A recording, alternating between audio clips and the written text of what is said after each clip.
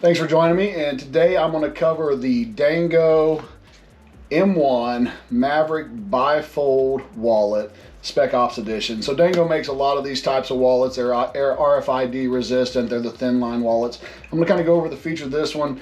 In particular, the reason I chose this one to go over is it's kind of fitting for our channel. I'll share with you some of my general thoughts on it, as well as what I personally carry, and you can compare some.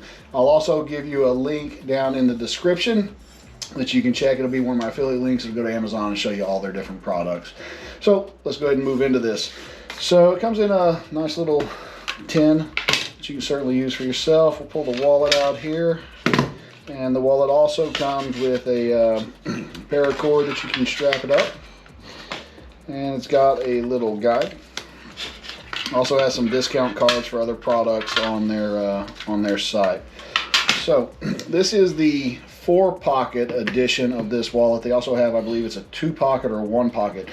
In particular, with the 4-pocket, they advertise that it can carry 16 cards with the multi-tool in it, or 13 without it. Of course, that's going, I'm sorry, 13 with it or 16 without it. So let's go ahead and hit on those real quick. My first thoughts on these, they might need to work in some, but they're kind of tight. And I've got some extra cards over here to throw in, just so we can kind of see it in action. Kind of put them in here.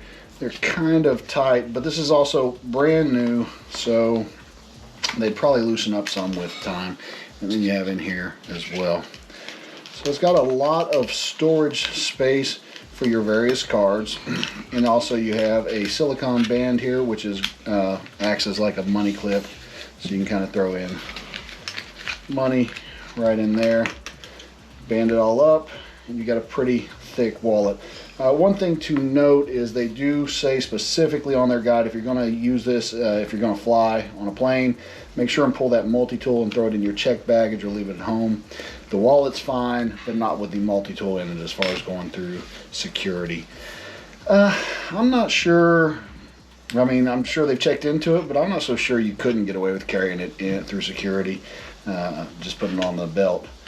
But that's a risk you're taking. It's a $150 wallet, and you're going to lose the multi-tool if you're wrong. So anyway, something to think about. So first thing we'll talk about is let's get this multi-tool out of here. This took me a second because I don't bother reading directions to figure out. But basically you just pull up on it, and then it pops right out. Really easy. And you also have this thing here, and what I find to put it back in, if I shove my thumb forward and lift this up, it goes back in quite easy. You just slide it down, and then it pops right in there. So pretty easy in and out for the tool. And so the tool itself has quite a few things. I'll try and remember them all. We have a we have 2 rope tensioners here. We have a cutter slash, a seat belt cutter. We have a nail prior. We have a oxygen sensor wrench, as well as a 1/4-inch wrench built into there. We have a serrated edge, and it's actually a pretty decent serrated edge on here. What else do we have? We have a bottle opener right up at the top, strap cutter. I think that's primarily all of the tools on this. Of course, you have a chisel, and that could also potentially act as a flat blade at the edge, so chisel as well. So another thing I did think that I did like about it is they didn't waste any thought on everything they tried to build into this. So for the part that closes this wallet, it also has a small chisel here, little eyelet. You have a 1/4-inch wrench there as well. So a 1/4-inch wrench slash, it could also be used as a bottle opener if you flip it this way. Pop the bottle opener.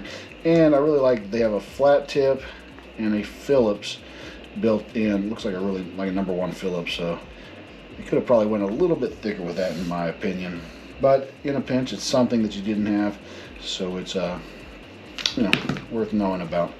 So those are the primary features of the wallet. Let me throw this back on here, and then we'll talk to you about what I carry and my thoughts. So first off, for me, it's nice, it's good quality. Something else I should note here is you could put either you could use some 550 cord or a chain or whatever, and you could hang this from your neck right here like that with these 2 eyelets.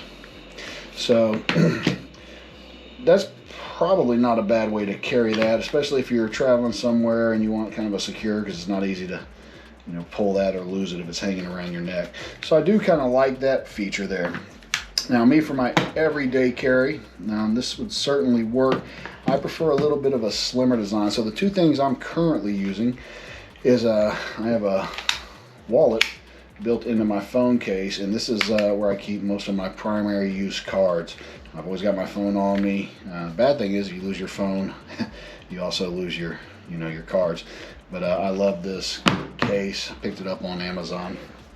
And then as far as my wallet, I do carry something similar. I carry it's a much smaller version made by a different company, but it's got the same principle, so it's RFID protected. I keep like a primary card here. A lot of times I really don't. I put that in there for the video. But sometimes I'll keep my driver's license there so I can slide that reel out real quick. And then what I like is if I want to pop cards out, I can just hit that button there and it pulls out. I think this will hold like 7, 8, 9 cards easily, and it's a pretty slim design. So that's my preferred choice on carrying, is just these two. I don't think I will move to this for my, actually I know I won't move to this for my everyday carry, just because it's bulkier than I want, but it's not bulkier than a typical wallet. It's just bulkier than what I'm carrying now. So if you don't have something, it's definitely worth looking into.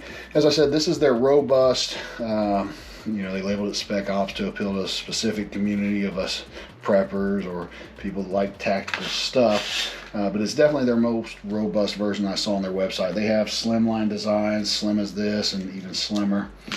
So well worth checking out. Head on over to Amazon or even to their website, and you can check them all out. And that's it for the M1 Maverick bifold wallet.